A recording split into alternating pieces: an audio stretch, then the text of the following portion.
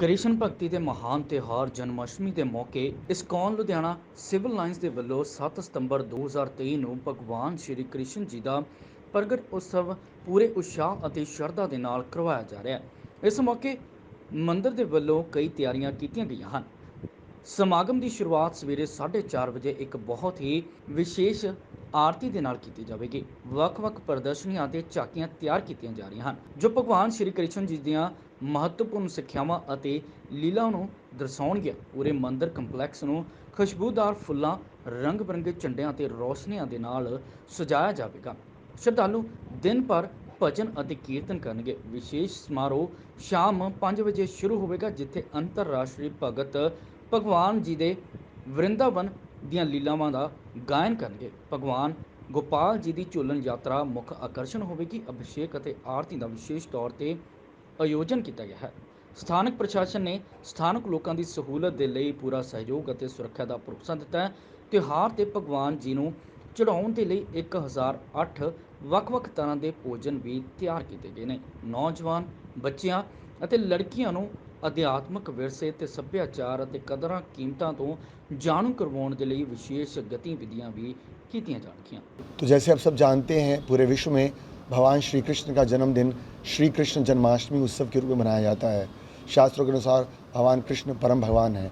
तो आने वाली 7 सितंबर को इस्कॉन लुधियाना सिविल लाइन्स के द्वारा ये उत्सव एक भव्य स्तर पर मनाया जा रहा है।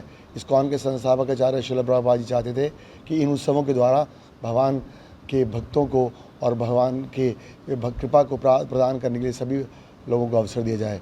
तो ये कार्यक्रम सुबह 4:30 बजे मंगला आरती से शुरू होगा और इस कार्यक्रम के लिए पिछले 10 दिनों से भव्य तैयारी चल रही हैं। पूरे मंदिर को सजाया जा रहा है। वृंदावन और विदेशों से आए हुए फूलों, अनेक प्रकार के झंडियों के द्वारा भगवान की लीलाओं और भगवान की शिक्षाओं का प्रदर्शन किया जाएगा। सारे दिन अविरल कीर्तन रहेगा। विशेष रूप से शाम को वृंदावन से आए हुए हमारे रशिया और अमेरिका से भक्त लोग मधुर हरिनाम संकीर्तन करेंगे। हरे कृष्ण महामंत्र के कीर्तन के द्वारा लुधियाना के वासियों को भगवान कृष्ण की कृपा का प्रदान किया जाएगा। अनेक प्रकार की झांकियों और प्रदर्शनियों के द्वारा भगवान कृष्ण की शिक्षाओं और लीलाओं को भी प्रकट किया जाएगा। हमारे मंदिर में बच्चों के लिए विशेष कार्यक्रम है जिससे कि वो भगवान कृष्ण के जीवन से प्रारंभ से ही भक्ति में जुड़ सकें। भगवान का झूलन एक विशेष आकर्षण रहेगा जिसमें गोपाल जी को चांदी के झूले पर विराजमान किया जाएगा और शाम को कीर्तन के बाद अन्य लोगों के द्वारा भगवान की महाआरती और महाअभिषेक होगा।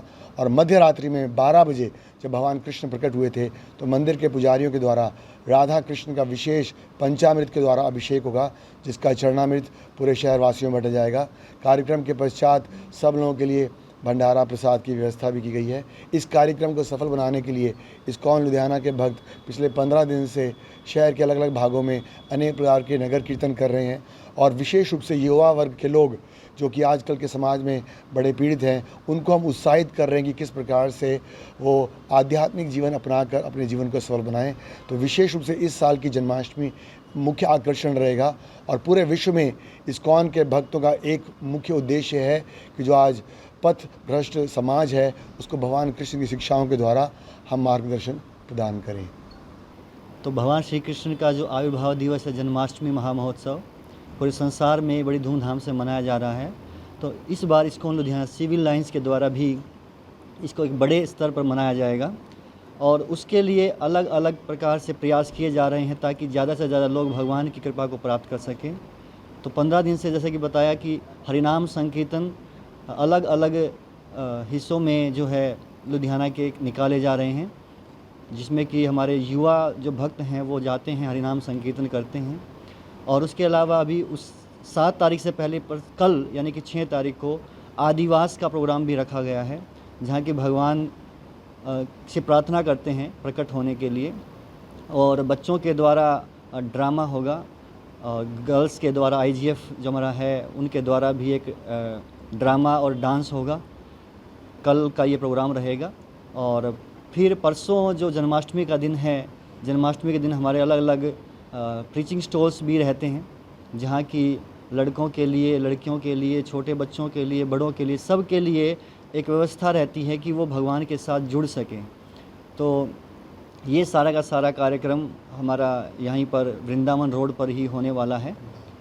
तो पंडाल हमारा सामने वृंदावन रोड जो है इसी के ऊपर में लगेगा। तो हम सारे लुधियाना वासियों से ये कहना चाहते हैं कि अब भगवान की कृपा को प्राप्त करने के लिए आप सब अपने परिवार के साथ यहाँ पर आइए। रात के 12 बजे तक ये प्रोग्राम चलेगा, जो कि शाम को 5 बजे शुरू होगा। सर एक बात बताइए हमारे दर्शकों को कि कुछ लोग 6 तारीख को जन्माष्टमी मना रहे हैं, कुछ लोग 7 तारीख को मना रहे हैं, क्या अंतर है 6 और 7 में? दो हिस्सों में क्यों मना रहे हैं? देखिए, वैष्णव कैलेंडर के अनुसार हम 7 तारीख को जन्माष्टमी मना रहे हैं, क्योंकि जो तिथि जब छठी और सप्तमी और अष्टमी जब मिक्स होती है तो हम उसको नहीं मिलाते। हम अष्टमी और नवमी जो तिथि मिक्स होती है उसको हम मनाते हैं। तो इसलिए हम 6 तारीख को नहीं, हम 7 तारीख को तो आपका कहना है कि पूरे विश्व में 7 तारीख को ही जन्माष्टमी हाँ, मनानी चाहिए? वृंदावन में भी 7 तारीख को ही मनाई जा रही है, और जो बड़े बड़े शहर हैं सारी जगह पर 7 तारीख को मनाई जाएगी। जो 6 को मना रहे हैं फिर इनका क्या महत्व है? ऐसा है कि जो स्मार्त ब्राह्मण हैं वो लोग 6 को मनाते हैं। हमारे हिंदू समाज में हम देखते हैं कि जो इतने भी उस समय 2 दिन होते हैं, स्मार्त ब्राह्मण लोग 6 को मना रहे हैं, और जो वैष्णव संप्रदाय के लोग हैं वो अष्टमी जब सुबह होती है, शुद्ध अष्टमी होती है, तो 7 तारीख को मना रहे हैं। अब छठे ही दिन को मनाते हैं। हाँ, तो दोनों में कोई दोष नहीं है। भगवान का उत्सव तो रोज़ होता है, बट विशेष रूप से वैष्णव संप्रदाय के अनुसार से 7 अगस्त को जन्माष्टमी है। तो क्या इनको एक होकर एक दिन में नहीं मनानी चाहिए जन्माष्टमी? बिल्कुल प्रयास करना चाहिए, लेकिन भगवान का उत्सव रोज़ होता है तो हमें संकुचित मन वाला नहीं होना चाहिए। भगवान का उत्सव 365 मनाया जा सकता है, इसमें कोई संशय नहीं है। प्रयास करना चाहिए, लेकिन क्योंकि अलग अलग संप्रदाय हैं, अलग अलग मत हैं, तो हम सबको उत्साहित करते हैं कि जिस दिन भी भगवान का गुणगान करें वो अच्छी बात है। ਐਸਐਮਜੈਡ ਨਿਊਜ਼ ਦੇ ਲਈ ਲੁਧਿਆਣਾ ਤੋਂ ਅਭਿਸ਼ੇਕ ਜਲੋਟਾ ਦੀ ਰਿਪੋਰਟ।